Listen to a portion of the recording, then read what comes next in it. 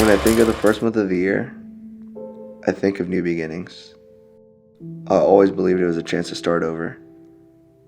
I had no idea that in January of 2018, I would have no other choice.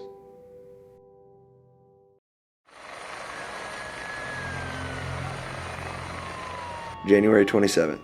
It was a dark night in the middle of a West Texas winter. I was working in the oil fields at the time, and on the drive back home, I soon found out my life would change forever. Unfortunately, I was told that my car struck a live gas pipeline, and I was immediately engulfed in flames. I remember struggling, trying to unbuckle my seatbelt. As I released myself from the inferno and plummeted onto the ground, I remember my skin collecting shards from the gravel road like a magnet. When I think back to that day, I remember laying there, clinging to my last bit of life. Confusion, anger, isolation.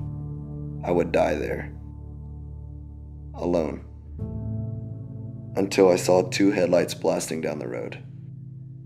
If it weren't for Adrian, I would have been a story on the news, left as a memory back in 2018. My name is Adrian Carrasco,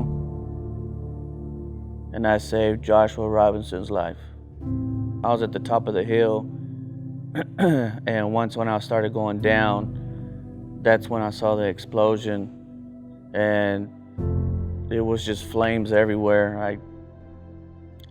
I really thought he was dead. I couldn't really see anything. Everything was pitch dark. Once we get to the truck, that's when I noticed he was burnt from waist up. I just saw his skin just dangling everywhere. The flame was so big that it was going over the road that we couldn't go. I just felt really scared because I just didn't want him to die in my hands whenever I had him. I'm just shaking right now, hold on.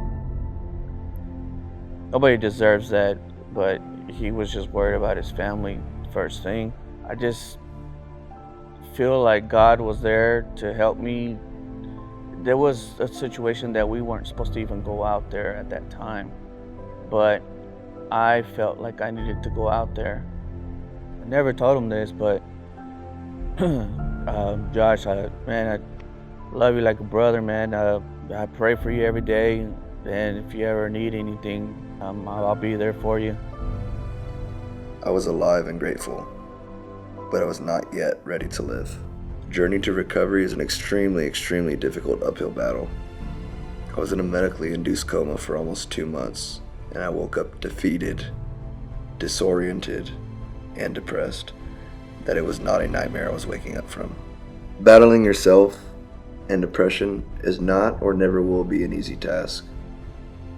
I found strength in the sadness of others.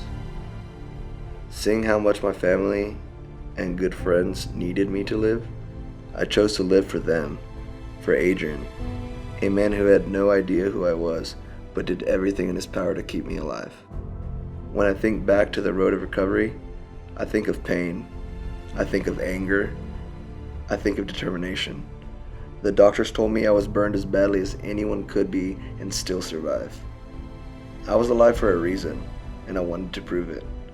I worked for months strengthening not just my body, but my mind, fighting insecurities, not being ashamed to have assisted living, going out in public, having a good time with friends again. I no longer wanted to just survive. I wanted to live. I started a group called Burn Brothers. I've done public speaking for medical students. I've met people I never dreamed would be possible. I am doing what I wanted to all along, which is make a difference. When I think of the first month of the year, I think of new beginnings. I always believed it was a chance to start over. Now I know every day I look forward to making that choice.